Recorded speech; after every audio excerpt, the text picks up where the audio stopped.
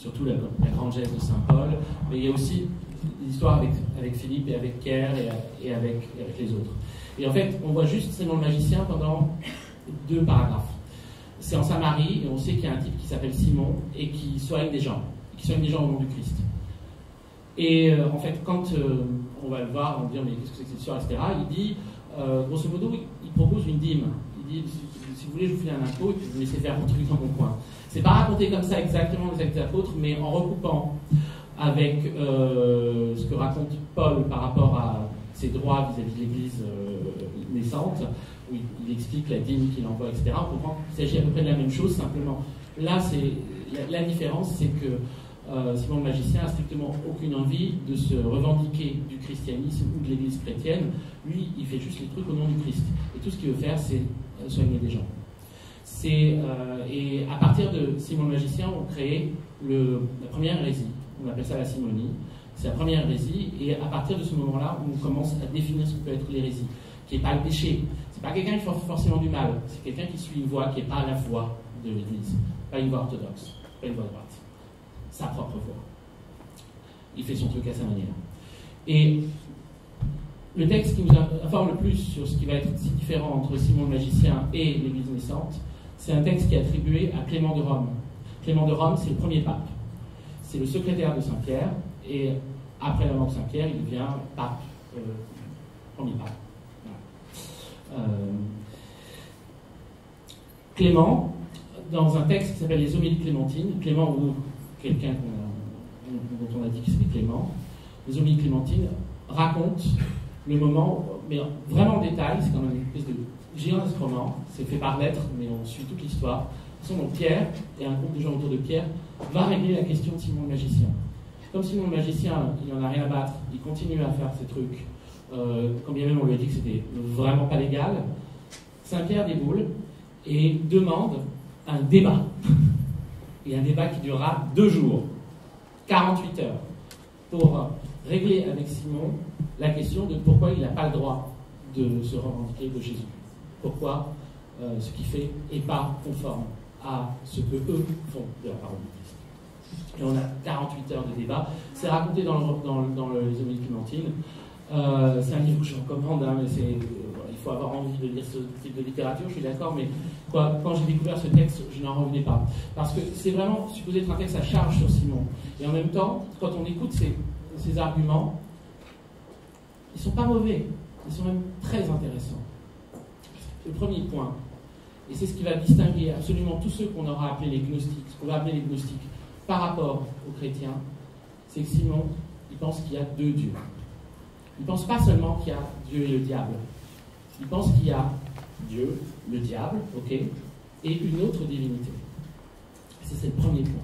Parce que pour Simon, le Dieu Seigneur du ciel et de la terre, ça ne peut pas être la véritable divinité. Cette figure de la divinité, cette figure de Dieu, elle est atroce. Il la voit comme résolument atroce. Et ça va être un point qui va distinguer tous ceux que les chrétiens vont ranger dans le vocable général gnostique des autres. À partir du moment où on pense qu'il y a 2 dieux, on n'est pas chrétien. Quand bien même, on se revendique de Jésus et on essaye de vivre en accord le plus grand accord possible avec la pensée de Jésus. L'idée des 2 dieux, c'est là où ça devient vraiment très intéressant. C'est qu'il y a un Dieu qui est un Dieu de puissance, un Dieu de pure force. Le Dieu des monothéismes. C'est un Dieu juge. C'est un Dieu qui regarde tout ce qu'on fait. C'est un Dieu qui décide. C'est un Dieu qui commande. Pour Simon, ça ne peut pas être ça, la divinité. Ça ne peut pas être un truc aussi atroce. Ce truc-là existe dans l'idée de Simon. Oui, c'est le démiurge. C'est celui qui a construit cette terre, qui a construit ce monde qui est un monde d'injustice, de chaos, d'horreur, d'angoisse. Ces hommes qui sont perdus, ces hommes qui ne savent pas comment se démerder là-dessus, qui sont malades. Ce monde qui est un monde d'inégalité profonde, d'inégalité physique. Il y a des forts et des faibles. Il y a des gens qui naissent avec une constitution plus faible que d'autres, d'inégalités économiques, d'inégalités en tout. Ce monde d'inégalités, on ne peut pas l'attribuer à une divinité qui serait une divinité d'amour. Ça, c'est la première idée. C'est là où ils vont vraiment s'engueuler, ils vont vraiment s'écharper. Mais c'est une idée très intéressante. C'est-à-dire que, du coup, ça renverse la question. Et en fait, la véritable divinité, à partir de Simon, et pour toutes les figures, Valentin, Basilique, je ne vais pas vous faire la liste, hein. On va généraliser pour l'instant, on va faire comme les putains de chrétiens, on va juste généraliser. Mais en gros, la véritable divinité, elle n'a aucun pouvoir. En réalité, c'est comme si elle était elle-même plus faible que l'homme, elle-même comme en prison sur la terre. Mais par contre, elle est actualisable par les hommes à partir du moment où ils agissent dans le sens de la justice. Donc chaque acte généreux est un acte qui permet à cette divinité d'exister toujours un peu plus, qui la libère un peu plus. Elle est aussi enfermée que l'homme, si ce n'est plus, dans cette prison qu'est la vie. Donc c'est un renversement complet. C'est un renversement de la vision de la divinité. Et c'est là où on rejoint un peu le sujet de semaine comme philosophie avec la question croyance et connaissance, je dirais. C'est pour ça qu'on les a mis du côté de la connaissance. C'est-à-dire que cette vision de la divinité ne fonctionne que par rapport à une démarche de l'homme qui va venir à lui permettre d'exister toujours un peu plus. Et ils sont obsédés, en effet, par le terme de gnosis. Jésus-Christ, pour Simon et tous ses successeurs, est venu apporter une connaissance. C'est pour ça que les chrétiens vont dire c'est les gnostiques. C'est la question à ce moment-là n'est pas que Jésus soit une sorte d'idole, un truc dont on soit le fan, un truc qu'on adore à partir d'images, de représentations, qu'on soit un peu juste cinglé de Jésus, qu'on aime dans une forme un peu folle en disant je sais qu'il m'aime, moi je l'aime aussi, etc. Mais c'est quelqu'un qui est venu apporter une méthode de libération. Une méthode de libération d'un monde qui serait un monde ténébreux. Cette méthode de libération, elle est de type action liée à la justice, à la bonté, à l'amour, bien sûr, c'est ça. Mais c'est pas pris comme, c'est pas pris comme des attributs à ce moment-là de la divinité dont on pourrait éventuellement bénéficier. C'est pris comme des choses qui sont des récompenses en elles-mêmes.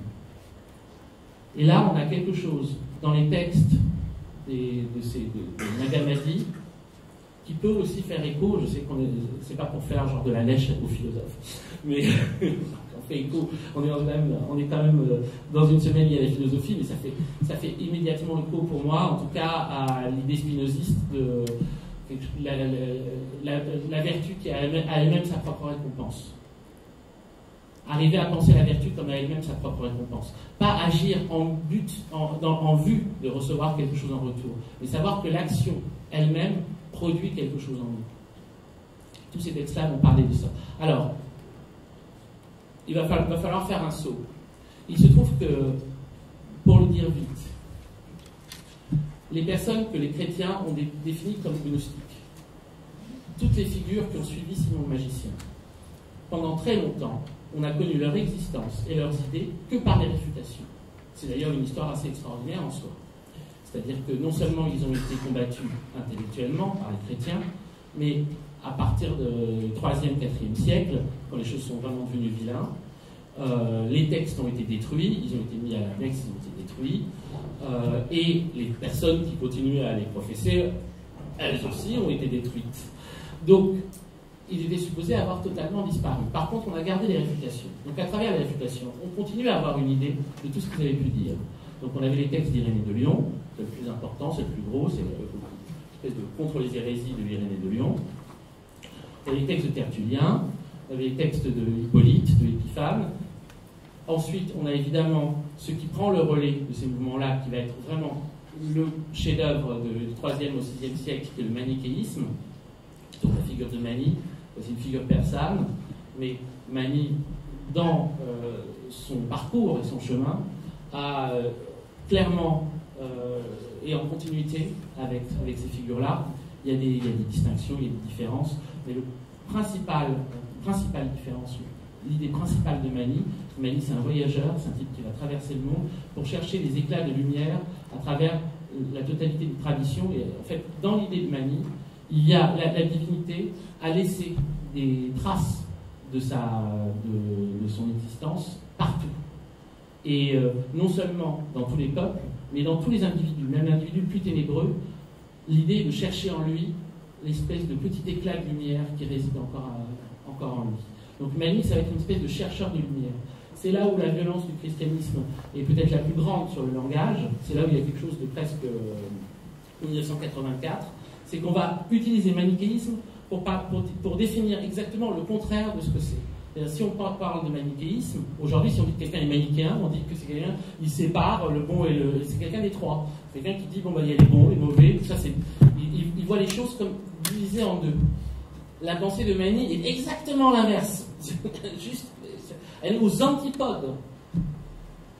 C'est là où on voit à quel point notre vocabulaire est encore complètement mais perverti jusqu'à la moelle. La pensée de Mani, dans l'idée qu'on attribue à Mani, mais qu'on retrouve dans les textes dits manichéens, il y a en effet une séparation de la lumière et des ténèbres au début de l'histoire, ou au début, avant le temps. Par principe, il y a un principe de lumière, un principe de ténèbres, on va dire. Mais le temps est toujours le lieu du mélange. Et donc, il n'y a pas une coexistence séparée des principes de lumière et de ténèbres dans l'histoire. Au contraire, il y a leur interaction permanente, leur interférence dans la moindre chose, dans le moindre détail. Même dans l'être le plus lumineux, on retrouvera un petit morceau de ténèbres. On connaît ça vachement du côté de la pensée chinoise, dans l'idée de yin et de yang, où dans le yin il y a un peu de yang et dans le yang il y a un peu de yin. C'est une vision très très proche, l'idée de l'idée manichéenne. Ça n'a rien à voir avec ce qu'on appelle manichéen. Bon, parenthèse fermée. Pendant longtemps, on a connu cette pensée-là et les êtres qui l'ont portée que par des réfutations ou par ce qu'on leur attribuait. C'est trouver ce truc extraordinaire qu'on a fini très très longtemps après par retrouver les textes. La première fois, c'est au XVIIIe siècle. Le premier texte qu'on a trouvé, c'est la Pistis Sophia. La Pistis Sophia, c'est un texte extrêmement mystérieux. C'est un texte très bizarre. Bon, la plupart des textes gnostiques, je vais arrêter avec ce propos-là, je vais vous expliquer pourquoi. En fait, donc, gnostique est un terme péjoratif. Autre nouvelle parenthèse. Terme péjoratif. Donc, les connaisseurs, les petits malins. Mais, dans les textes qu'on va retrouver, on va trouver des noms pour définir ceux qui suivent Jésus selon leur propre terme. Il ne s'agit pas d'un groupe. Il ne s'agit pas d'une société ou d'une espèce d'église en puissance qui se serait construite. On va dire que c'est un type d'homme, un peu comme chez Sohravardi, les Ishraqiyun. Il n'y a jamais eu des Ishraqiyun en tant que groupe constitué, il n'y a pas eu une société d'Ishraqiyun. Par contre, dans les textes de Sohravardi, le penseur perse du XIIe siècle, on parle des Ishraqiyun, on dit c'est un type d'être, c'est un type d'être. Le type d'être en question auquel s'adressent ces textes-là, dans les textes en question, Jésus les nomme la génération sans roi ou la race sans roi, Abasileus Genea, les sans rois. Il s'agit de personnes qui voient la divinité pas comme une divinité seigneuriale. C'est ça qui est central. C'est pour ça. C'est des personnes qui sont sans roi au sens de sans Dieu roi, avec un Dieu qui n'est pas un Dieu roi. Voilà. On va dire ça comme ça. Et sans. Donc, on a trouvé un premier texte au XVIIIe siècle, la Pistis Sophia. Et déjà dans la Pistis Sophia, on peut être étonné. Un premier truc, quand on ouvre le texte, c'est 11 ans après la résurrection, Jésus réunit. Excusez-moi de rire, c'est un peu bête, mais quoi. C'est la première phrase du texte. On est juste. Alright, 11 ans après la résurrection. Il y a toute une histoire qu'on ne connaît pas là. Donc il réunit, vous appelez comme vous voulez, les disciples, les amis, ses interlocuteurs. Dans un endroit qu'il appelle la montagne de la paix et de la joie. Bon. C'est très hippie style. Hein.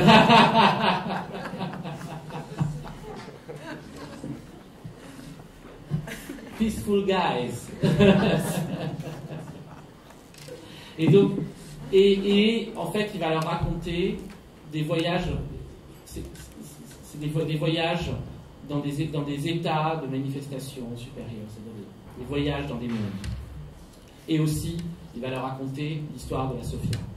L'histoire de la Sophia qui est l'émanation principale de la divinité, qui est une émanation féminine.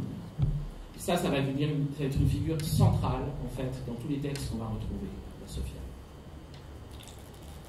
Ça change tout. L'idée que la première émanation divine et l'émanation féminine. Ça change beaucoup, ça change beaucoup de choses.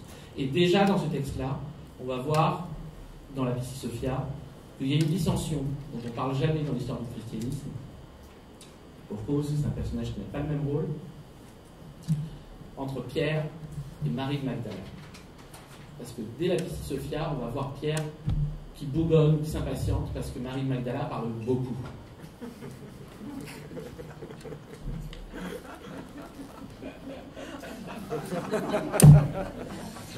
Désolé.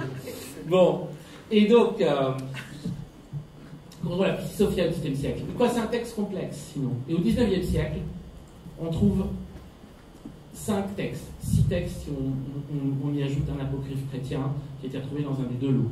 Il y a ce qu'on appelle le Codex de Berlin et ce qu'on appelle le Codex de Brousse. Tout ça, c'est des airs égyptiens.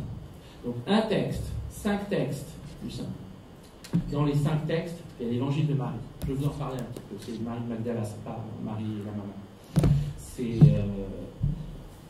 Oui, je peux même vous en parler beaucoup parce que c'est très intéressant. Et quand on arrive en 1945, au XXe siècle 1945, on trouve 44 textes. C'est très curieux. C'est-à-dire que c'est quand même des choses qui datent de avant le IIIe siècle, qui ont été enterrées pendant 15 siècles, 16 siècles, et qui soudain ressurgissent petit à petit. Je te dis, bon, il y a des explications pour ça, l'archéologie, le fait qu'on creuse les sols, etc., on finit par trouver des trucs. Mais ces choses aient survécu si longtemps. Pour venir un jour, c'est quand même quelque chose d'incroyable. C'est quand même quelque chose de vraiment mystérieux. En 1945, comment on trouve ces textes-là en plus? L'histoire elle-même, elle est tarée. C'est un groupe de paysans. C'est au milieu d'une vendetta, dans un village, à côté du Caire. Un groupe de paysans. Il y a El Saman, mené par le frère Mohamed Ali El Saman. Ils se retrouvent au milieu de cette vendetta avec l'assassin de leur père à l'arrière de leur pick-up, mort, un cadavre. Ils ont très peur, parce qu'ils se disent qu'on va leur foutre sur le dos, etc. Ils vont aller le plus loin possible dans le désert pour l'enterrer. Bon, ce ne soit pas eux, c'est ce qu'ils ont dit, hein, on n'en sait rien. Mais bon, ils vont au plus profond du désert pour l'enterrer. Ils creusent très longtemps. Et là, quand ils ont creusé, là où c'est le plus loin de toute personne et le plus profond, c'est là où ils trouvent la jarre avec les 44 textes. 52 textes, dans les 52 textes, il y a 8 textes qu'on ne compte pas en tant que nouveau corpus, parce que ou c'est des doubles, ou c'est genre la République de Platon, ou un texte de Hermès Trismégiste. Enfin, disons, il y a d'autres choses, quoi. Mais il y a 44 textes de 100 mois. Donc là, on peut commencer à travailler. Ces textes-là, première édition complète en français, c'est Pléiade, 2006. Tout ça, c'est très récent. Donc, même si à partir de 1945, il y a des personnes qui nous ont étudiés, en particulier, il y a un texte qui va être le premier texte vraiment connu de ce corpus, qui est l'Évangile de Thomas. L'Évangile de Thomas, il va y avoir des éditions poche, il va y avoir beaucoup d'éditions de ce texte-là, parce que c'est un évangile absolument hallucinant. Et on comprend qu'on soit absolument marqué par l'Évangile de Thomas. Et on n'a pas besoin de voir pour croire. On n'a pas besoin de voir pour croire. Bien répondu, Philippe.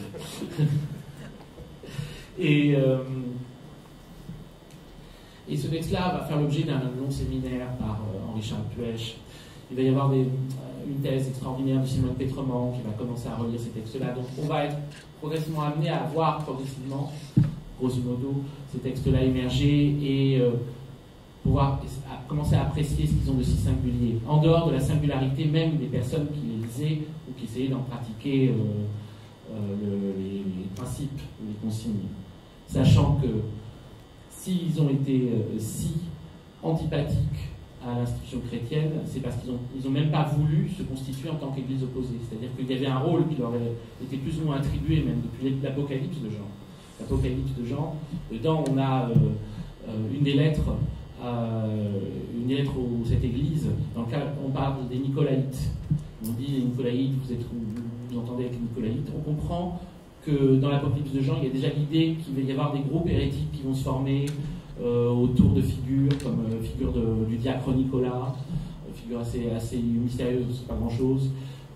Et on peut dire, ce qui est attendu, c'est qu'il y ait une espèce de fight avec non seulement les Romains, mais aussi un groupe qui serait constitué comme un espèce de groupe qui se donnerait comme le groupe de Jésus, mais qui serait un fake, quoi. Ce serait vraiment les imposteurs. Or, c'est absolument pas ce qui s'est passé. C'est-à-dire qu'il n'y a jamais eu de véritable groupe organisé, constitué en tant que tel, et qu'on pourrait véritablement nommer en tant que tel. Il n'y a que des traces éparses, d'enseignements épars, de visions éparses. C'est même difficile de trouver une correspondance exacte. Il n'y a entre deux voyages dans les mondes. Il n'y a même pas des gens qui disent les voyages dans les différents niveaux de manifestation des mondes, c'est celui-là, et on les fait tous pareil. Chacun présente son expérience comme une expérience prophétique, une expérience visionnaire, et les points de convergence sont d'abord dans ce qu'ils refusent. Et pour commencer, ce qu'ils refusent, c'est non seulement un Dieu Seigneur, mais du coup un représentant, un homme de pouvoir. C'est-à-dire que c'est tout sauf des relations qui vont se passer, des relations hiérarchiques. Et ce qui est reproché à ces groupes, si groupes il y a, par Irénée de Lyon en premier lieu, c'est qu'ils n'ont même pas d'évêque. C'est quand ils font une réunion, la personne qui va diriger la réunion, elle est tirée au sort. Pourquoi pas? C'est des groupes qui ne sont même pas des groupes fermés. La personne qui veut aller les écouter, elle peut y aller. Ce n'est pas des groupes secrets. C'est pas des plus secrets qu'autre chose. Ils veulent juste essayer d'arriver à comprendre comment intégrer la parole de Jésus et la pensée de Jésus et agir d'eux-mêmes. Et ce qu'on retrouve souvent dans leurs textes, qu'on va retrouver régulièrement, c'est l'idée du frère jumeau de Jésus. Thomas, en particulier, dans un texte qui s'appelle le second livre de Thomas le champion, Jésus lui parle en disant puisqu'on dit de toi que tu es mon frère jumeau. Mais c'est vrai que Thomas Jude Didyme, nom complet, Thomas veut dire jumeau, Didyme veut dire jumeau, c'est Jude, jumeau, jumeau. Jumeau en grec, jumeau en hébreu. Donc c'est le jumeau. C'est l'idée de la figure de l'homme qui écoute la parole du Christ et qui agit comme lui, comme le jumeau du Christ. Donc c'est une idée d'égalité totale. Dans un des textes de Nag Hammadi, Dialogue du Sauveur, Jésus leur parle et leur dit « Je ne suis pas venu à vous comme un seigneur, mais comme un soutien. Je suis votre frère secret. » Cette idée aussi. Donc on a l'idée, en fait, de développer un rapport à la divinité qui est un rapport où on fait émaner de soi cette divinité. Cette divinité, c'est quelque chose qu'on doit arriver à produire, on pourrait dire, à épiphaniser, à refléter. Autre point, c'est là où on arrive à quelque chose qui va être, j'avais envie de parler un peu de Marie de Magdala. Dans plusieurs textes, donc dans cet évangile de Thomas à un moment, dans l'évangile de Philippe, dans l'évangile de Marie, qui n'ont pas été retrouvés au même endroit, mais qui appartiennent certainement au même monde, dans le dialogue du Sauveur et dans un texte dans la Psy Sophia, bien sûr, dans un texte qu'on appelle la Sophia de Jésus, on voit émerger une autre figure de Marie de Madeleine. Il y a des points communs entre ces textes, ils ne racontent pas tous la même chose, mais on voit la question de la jalousie de Pierre vis-à-vis de Marie, ça c'est présent dans les 3 textes. Le plus énorme, c'est dans l'évangile de Marie.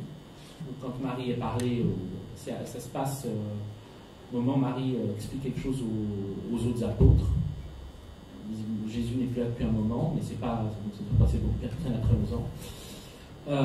Et Pierre s'énerve et il dit depuis quand on est supposé écouter elle, depuis quand c'est elle qui doit parler, depuis quand c'est elle qui doit nous dire ce qu'on doit faire, etc. Et on a une figure un type qui s'appelle Lévi, qu'on voit aussi dans les évangiles du Nouveau Testament, qui est pas un apôtre, qui est probablement un type chez qui les apôtres logent ou font des réunions.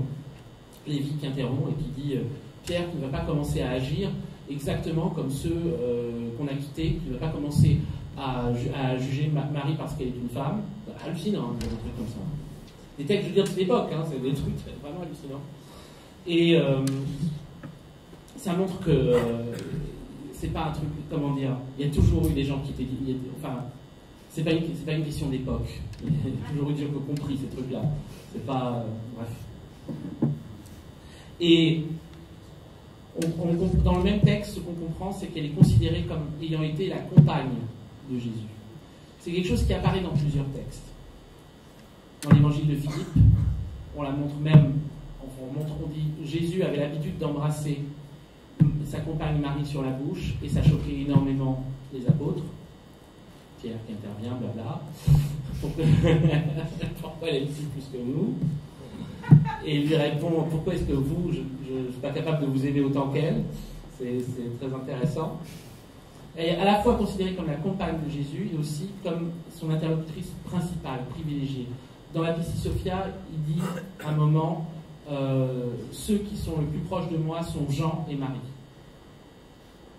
C'est comme son interlocutrice clé.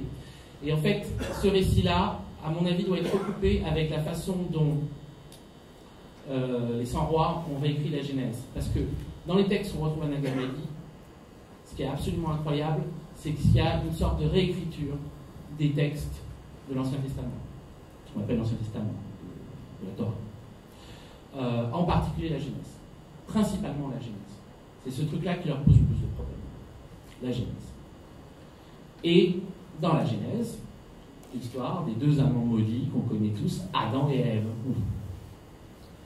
Bon, dans la Genèse, vous connaissez l'histoire de la Genèse. Donc, il y a Adam est donné par Dieu comme maître et possesseur de la terre. C'est à lui que revient la décision sur tout ce qui concerne la nature, les animaux, etc. etc. Comme il risque de s'ennuyer tout seul, on va lui faire un cadeau, on va lui faire une femme. Donc, on prend ça, on tire une côte du corps, cette côte devient une femme. Et Dieu leur dit, bon ben voilà, très bien, tranquille, vous ne me faites pas chier, vous ne touchez surtout pas à l'arbre de la connaissance du bien et du mal, là-bas. Là, vous n'y touchez pas. Okay. Le fruit, là, vous n'en bouffez pas. Ok. Et il y a le serpent qui arrive et qui dit, vous devriez vous détruire. Vous deviendrez comme des dieux, etc. Et c'est qui arrive à convaincre? Ève prend la pomme, en mange, file à Adam, mange. Ils se rendent compte qu'ils sont nus, ils se cachent dans des feuilles de figuier, Dieu devient complètement fumasse, il pète un câble, il enlève tout le monde, le serpent va ramper, ne pourra jamais faire autre chose que ramper sur le sol, Marie enfantera dans la douleur, et Adam sera obligé de bosser pour pouvoir vivre. Vraiment, mais l'enfer, quoi. Ok, l'enfer. C'est compliqué quand même, ces trucs-là. Et donc, on a un texte dans Nagamadi, mais hallucinant, qu'on appelle l'écrit sans titre, qui s'appelle l'écrit sans titre, dans cette édition-là, parce qu'on a un texte sans titre, et qu'on peut trouver aussi dans l'édition de l'Université de Montréal sous le nom Les Origines du Monde. Mais ils ont admis qu'ils ont rajouté Les Origines du Monde, c'est une genèse. Cette genèse-là, c'est très différent. Donc, d'abord, ce dieu-là en question, c'est le démurge, donc c'est le mauvais dieu, en effet. Les anges sont donc ces espèces de... on les appelle les archontes, hein, dans les textes des 100 rois, les anges. Les anges ne sont pas du tout des êtres sublimes, de lumière, etc. C'est des espèces de voyous, quoi. C'est des espèces de miliciens, de matons, qui bossent, c'est comme un groupe de gangsters. Il y a le démiurge, il y a les archontes autour, et ils font leur sac. La véritable divinité, qui est extrêmement éloignée, etc., a créé des émanations. Une émanation est la Sophia, qui est une émanation féminine, qui est comme la sagesse divine, qui naît de la divinité. Et face à la création de cette sagesse divine, et le fait qu'elle devient comme un être en soi et un être de lumière, les archontes voient ça et disent au démiurge, t'es pas capable d'en faire autant, hein. Le démiurge dit, ah, tiens, je vais faire une création moi aussi. Et il fait Adam. Mais il a très peur, parce qu'il n'a pas du tout envie qu'Adam puisse être plus intelligent que lui. Donc il fait Adam, c'est vraiment, il est présenté dans l'écrit sans titre comme un pantin désarticulé. Et il le met dans le jardin d'Éden, qui est présenté comme une fosse. La fosse d'Éden. Donc il le fout comme dans une poubelle, cette espèce de pauvre être mal foutu. Voyant ça, la divinité, ou son émanation, la Sophia, prend pitié de cet être. Elle dit, c'est pas possible, on ne peut pas le laisser dans cet état. C'est pas possible. Et donc elle lui envoie une instructrice. Elle naît d'elle une figure qui s'appelle Ève de la vie et qui est la première instructrice. Ève de la vie est envoyée pour pouvoir apporter la connaissance à Adam. Voyant ça, le démiurge et les archontes disent, ça va pas du tout, voilà ce qu'on va faire. Je plaisante pas, c'est dans les textes. Hein. Je le raconte un peu de façon, je le raconte à ma manière, mais c'est quand même ça qui est écrit. Ça va pas du tout. On va endormir Adam. On va endormir Adam. On va lui faire croire qu'on a sorti cette femme de sa côte. Comme ça, il l'écoutera jamais. Mais vous voyez ces textes, mais c'est dingue. Entre-temps, évidemment, ils décident de la violer, mais ça, ils font ça à chaque fois aussi. C'est atroce. C'est des personnes atroces, les archontes.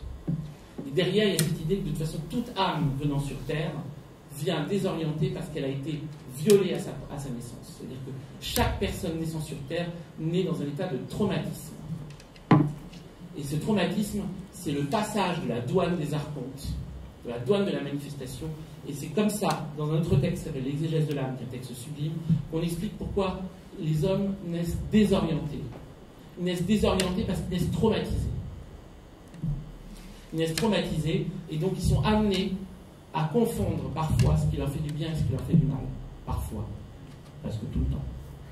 Ils sont amenés à cette confusion. Et ils sont amenés à croire, les personnes qui leur disent « faites-vous du mal, c'est comme ça que vous irez mieux ». Et c'est là la critique interne, parce qu'ils n'ont jamais fait à la différence des chrétiens, ils n'ont jamais fait de réfutation. Mais on voit déjà l'image de ce qu'ils perçoivent, eux, être l'Église institutionnelle.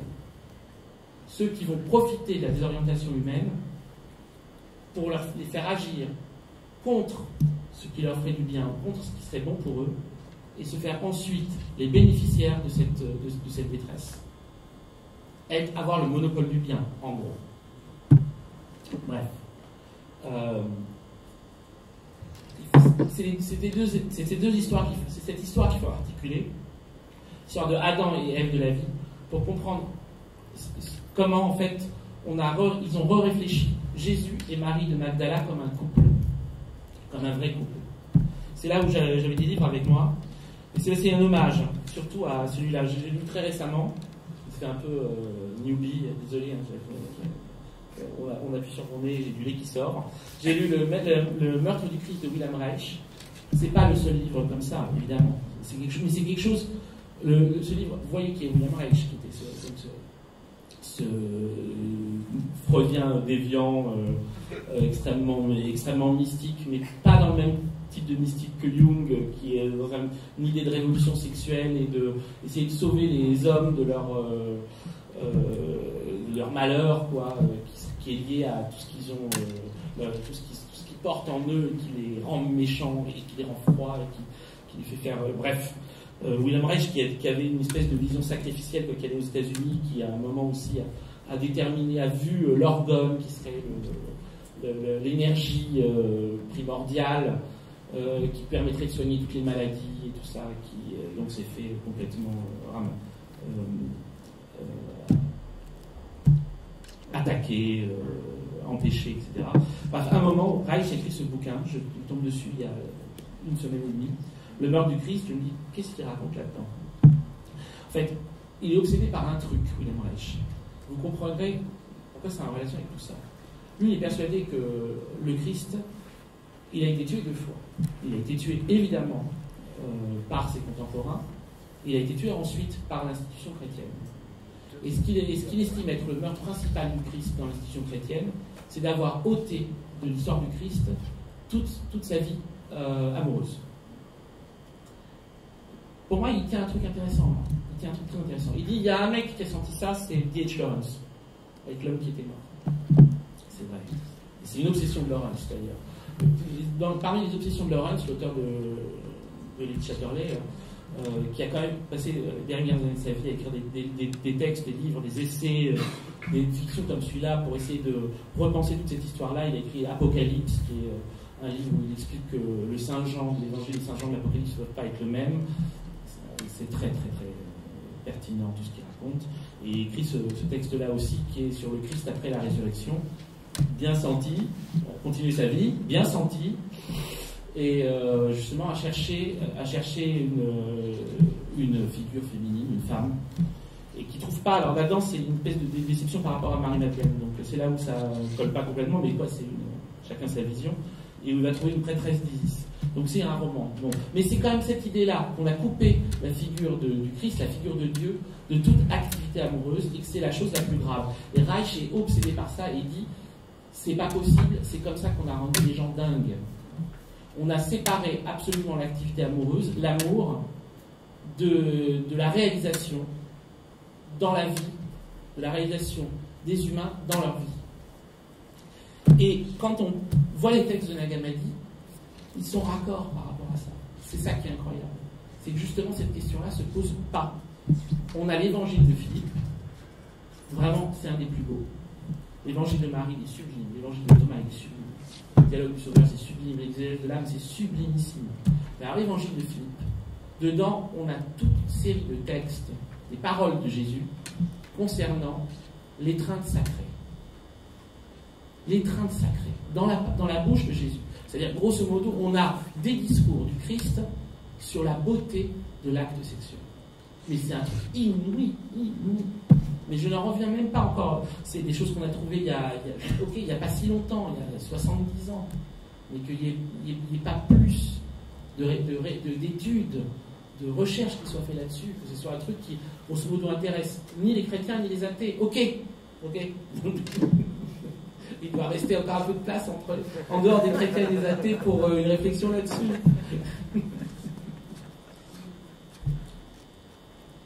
Et c'est là où, en fait, parce que c'est un prisme pour évaluer tout le reste. C'est là où Reich n'a pas tort. C'est-à-dire que à la vie amoureuse d'une personne, on peut voir comment elle peut gérer l'ensemble des choses. Ça doit fonctionner comme un miroir. Comme les hommes sont scindés, clivés, divisés, ça ne se passe pas du tout comme ça. Ça ne se passe jamais comme ça. On est tous complètement... damaged. On est abîmés. Mais dans une tentative de vivre sur Terre une vie qui soit une vie à la fois heureuse et juste, il faut arriver à mettre en harmonie qui pourrait être sa vie amoureuse et sa vie active, intellectuelle, pratique, politique, passe par là. Et les textes de Nag Hammadi et l'évangile de Philippe laissent voir ça, puisque l'étreinte sacrée, l'étreinte divine, n'est pas seulement utilisée pour représenter la relation entre la divinité et l'homme, la relation entre deux êtres humains, et aussi la relation entre l'être humain et l'ensemble de sa vie. L'ensemble de sa vie qui va être pensée comme une vie amoureuse. Ça, l'idée. Alors, voilà, ça c'est... je ne sais pas où on en est par rapport à...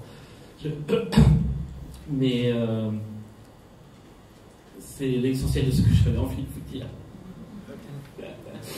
Maintenant, par des questions, on peut aller probablement plus loin. Donc, je vous propose de poser des questions. Ça doit être court, là, comme d'hab. Oui, c'est court. On a du temps.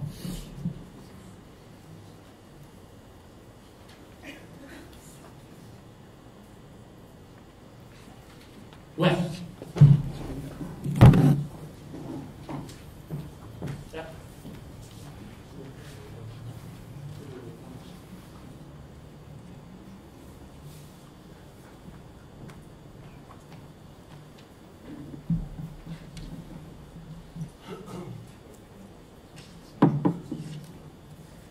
Non.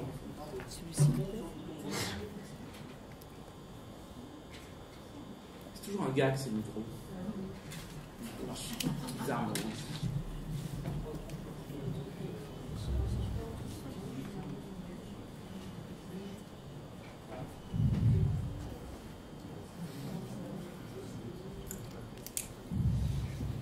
Allô? Oui. J'avais une question par rapport à justement, on disait qu'il n'y avait pas de texte de réfutation des Oui. sans droit de l'idée chrétienne. Oui. Mais bon, la littérature chrétienne a quand même consacré beaucoup de temps à écrire des règles morales, à écrire des lois morales qui soient individuelles ou collectives. Oui. Et est-ce qu'on trouve dans la littérature des sans droit des équivalents, des miroirs à ça? Ou pas du tout? Parce que peut-être que vous présentez les sans droit, si c'est une morale individuelle, est-ce qu'on trouve des équivalents? Alors, comme on est face à des textes qui n'ont pas connu en leur temps, en tout cas, on ne possède pas leurs exégèses, et ni exégèse spirituelle, ni exégèse de type légiférante, quoi. Donc on est face à des choses qui sont des propositions très énigmatiques. C'est plus proche de textes comme on pourrait trouver les textes taoïstes, quoi. On est face à des paradoxes, on est face à des récits, on est face à des sentences énigmatiques. Une des plus belles, des plus célèbres de l'évangile de Thomas, c'est la phrase très courte « Soyez passants ». Et là-dessus, on peut réfléchir pendant très très longtemps sur ce que veut dire « Soyez passants ». Mais « Soyez passants » en tant que tel, on ne peut pas se dire « Bon ben voilà, ça va être ça et pas ça ». Donc, sans parler ni d'une morale collective, ni d'une morale individuelle, on pourrait dire que c'est des principes qui sont des principes dont on doit pouvoir repérer intuitivement qu'ils sont justes ou mauvais, plus que faire ce qu'on veut.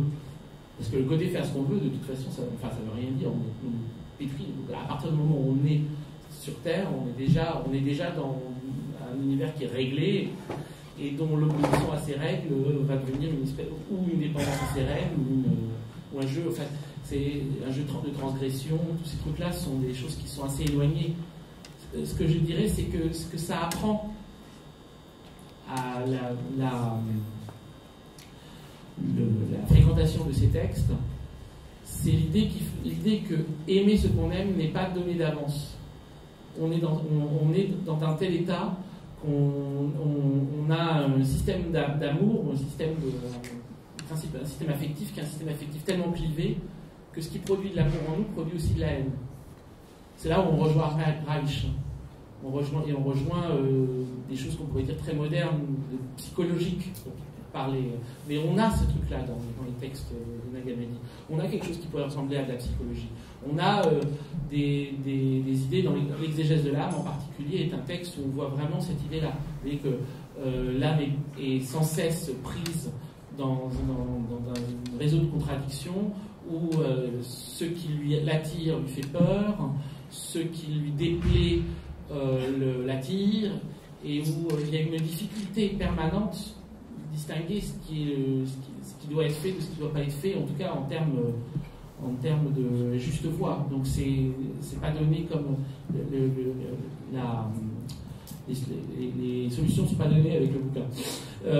Mais c'est l'idée de départ qui est différente, dans le sens où, dans l'idée qui est défendue par Saint Paul, par exemple, qui dit la même chose en même temps. Saint Paul, il dit « je ne fais pas le bien que j'ai voulu, je fais le mal que j'ai pas voulu », on peut dire lui aussi il se dit comme désorienté. Simplement, il en fait le résultat du péché originel, qui aurait été supposé être annulé par Jésus, mais qui a été redoublé par le fait qu'on a crucifié Jésus. Donc de toute façon, c'est notre faute si on ne fait pas ce qu'on devrait faire. C'est toujours notre faute. Tandis que dans l'idée des textes de Nag Hammadi ou des 100 rois, c'est le résultat d'une violence qui a été faite sur nous. Donc, on est innocent de notre erreur au départ. Là où on devient responsable, là où on se responsabilise, c'est par rapport à ce qu'on fait de ça. C'est-à-dire comment on arrive par rapport à ça à cesser de se désorienter. Et donc, à la fois on a l'impression qu'on est moins coupable, mais en même temps on est plus responsable. Donc c'est kiff-kiff. Enfin, pas kiff-kiff. C'est inverse en même temps. C'est autre. Mais disons que ça demande la même rigueur. La rigueur est tout aussi grande. Simplement, je pense qu'elle ne produit pas les mêmes effets. Elle n'est pas appelée à produire les mêmes effets, en tout cas. On n'attend pas les mêmes effets.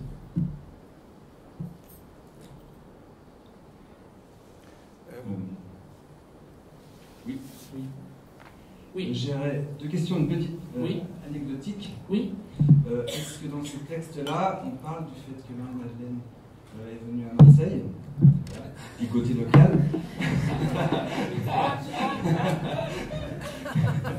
Et la deuxième question, savoir est-ce que justement cet enseignement des 100 rois perdure? Est-ce que c'est mondial? Est-ce que ça s'est arrêté? Est-ce qu'il y en a, pourquoi pas, un nouveau local à Marseille? Voilà. Marseille en force.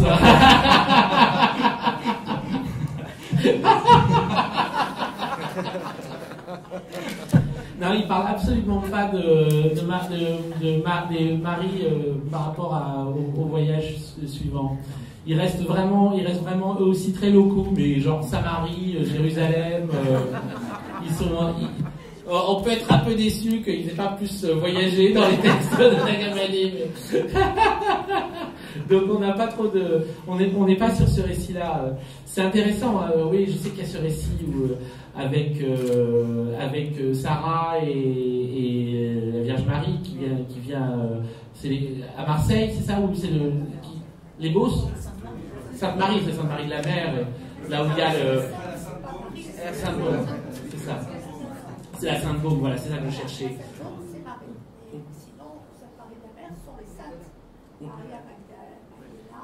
Ouais, c'est les saintes. C'est pas la même Marie. Il y a plusieurs Maries. Hein, oui. Il y a plein de Maries. Une ou plusieurs Maries. Ça aurait pu être le titre. Une ou plusieurs Maries. Mais non, alors je suis navré, on n'aura pas d'éléments liés à Marseille dans les textes de Nag Hammadi. Si vous les cherchez, ça va être très décevant. Peu de choses là-dessus.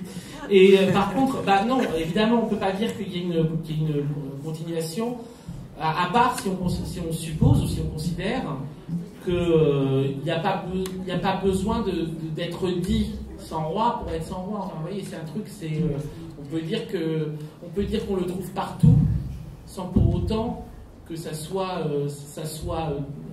identifiable en tant que groupe. C'est justement ça l'idée.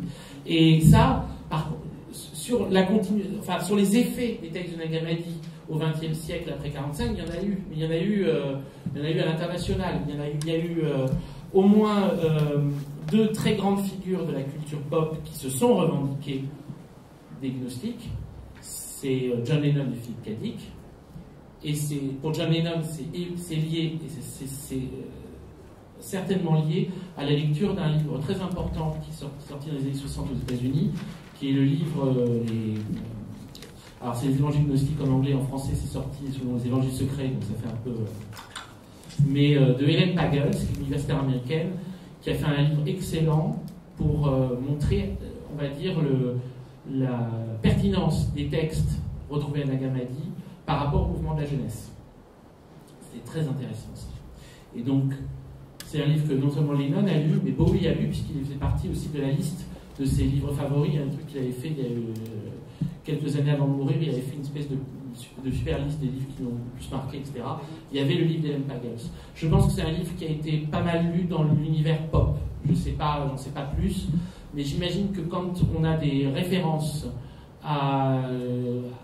ou au gnosticisme, ou à un Christ, mais un Christ vu côté freak, quoi, il y a dû avoir l'apport d'Hélène Pagels.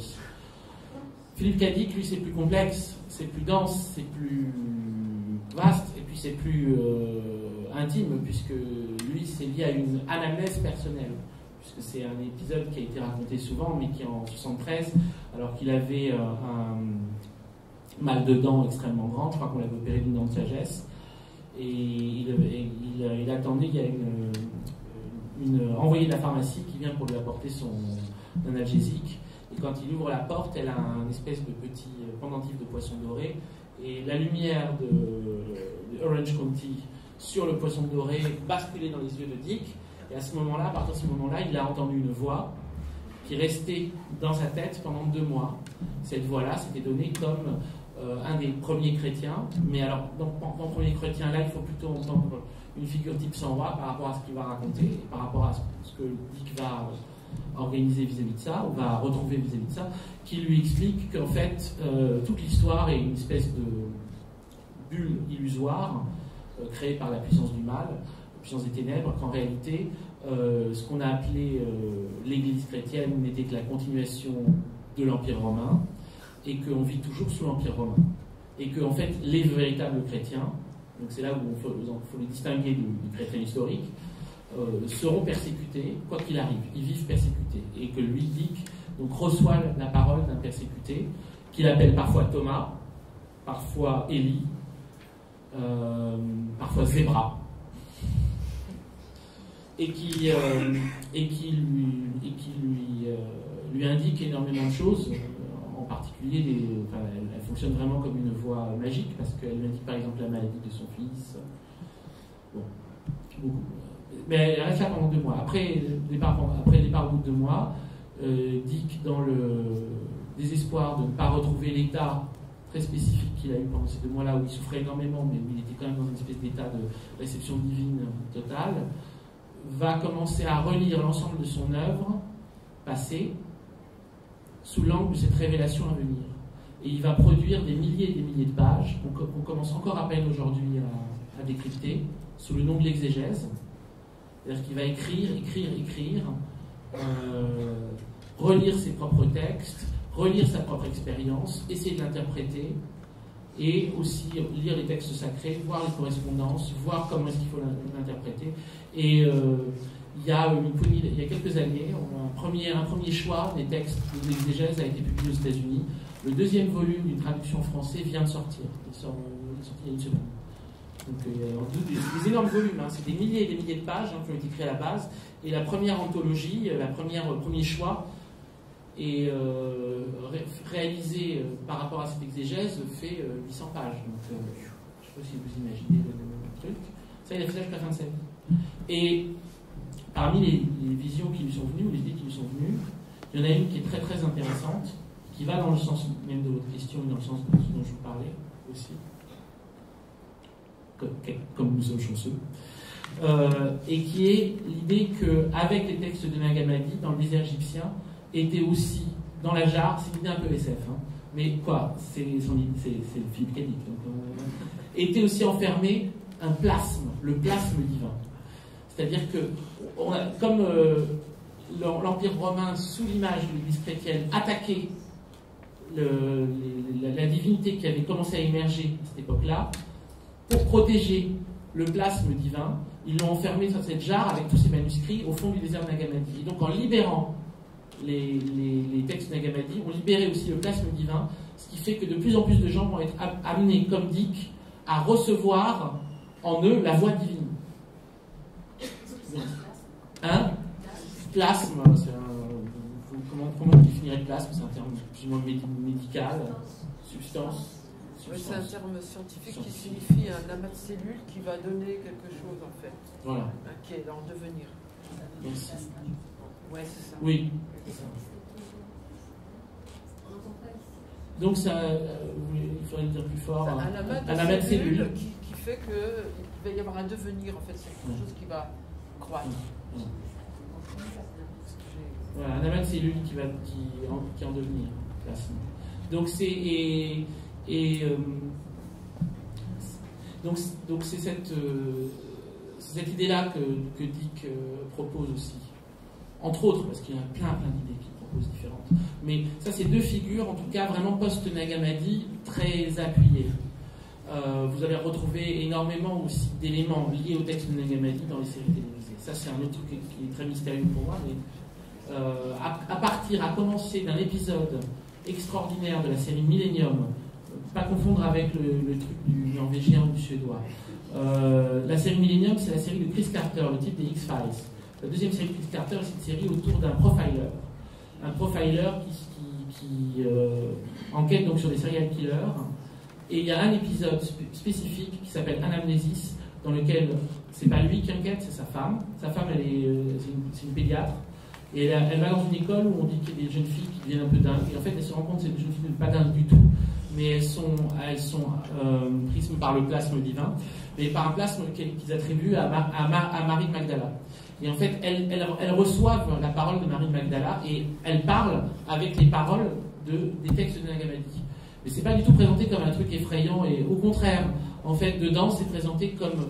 Et elles sont vraiment spécifiquement dessinées comme des filles liées à la culture grunge. Ça se passe à Seattle, c'est lié à Nirvana, à Hall, à tout ça. Et c'est dans cet épisode, il relie le grunge, étonnamment, à une vision du Christ et de Marie Magdala, liée à Nag Hammadi, qui est une manière de redoubler, en fait, de rejouer le côté Jésus-Christ est un hippie. Là, c'est Jésus-Christ un grunge. Merci, Paco. De rien. Applaudir très très fort.